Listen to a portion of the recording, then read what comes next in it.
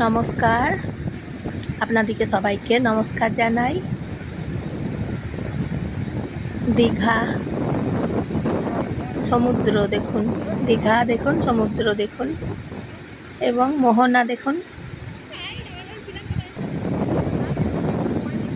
প্রথমে গেছি খড়গপুর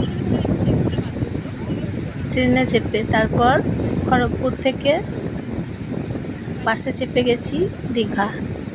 তারপর দীঘাতে স্টে করছি এবং মোহনা ঘুরছি, মোহনা দেখছি,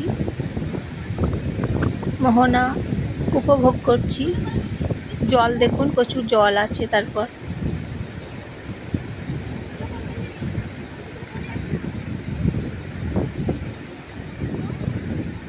আর এই মোহনার পাহাড়, মোহনার পাথরগুলো দেখুন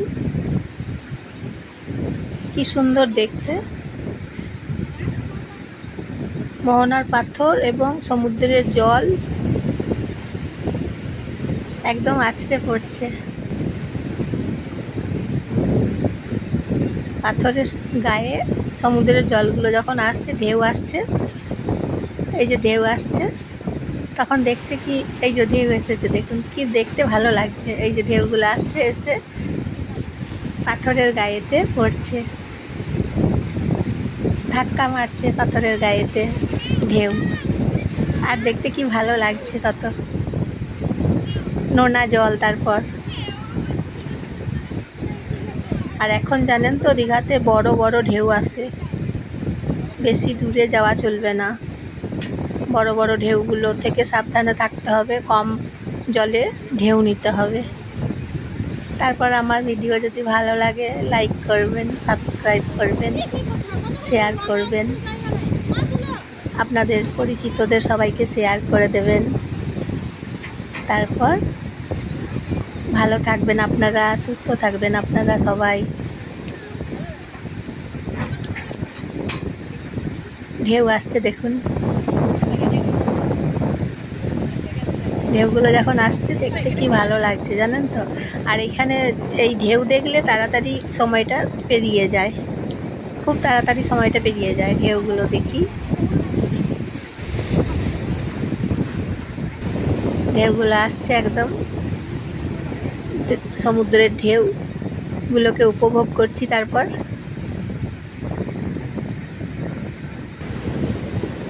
কি ভালো লাগছে।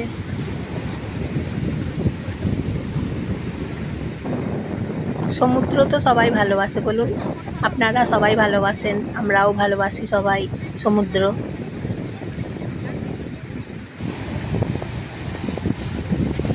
আপনাদেরও ঢেউগুলো দেখতে খুব ভালো লাগছে, বুঝতে পারছি, আমার মতন ঢেউগুলো দেখতে খুব ভালো লাগছে। খালি মনে হচ্ছে ঢেউগুলো আসছে, দেখছি, আবার দেখি ঢেউগুলো আসছে, কি সুন্দর, একটার পর একটা খালি খালি ঢেউ চলে আসছে, কি সুন্দর লাগছে দেখতে।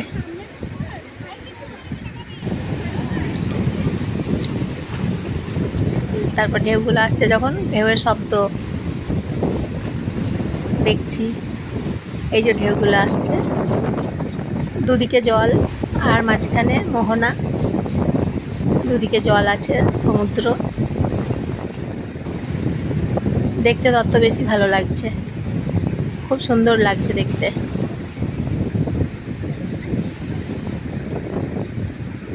সমুদ্রের মোহনার এই রাস্তাটা দেখুন কি সুন্দর দেখতে, মোহনার এই যে রাস্তাটা।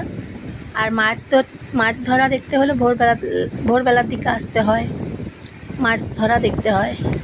সকালবেলাতে মাছগুলো ধরে সবাই, দুদিকে মাছের দোকান।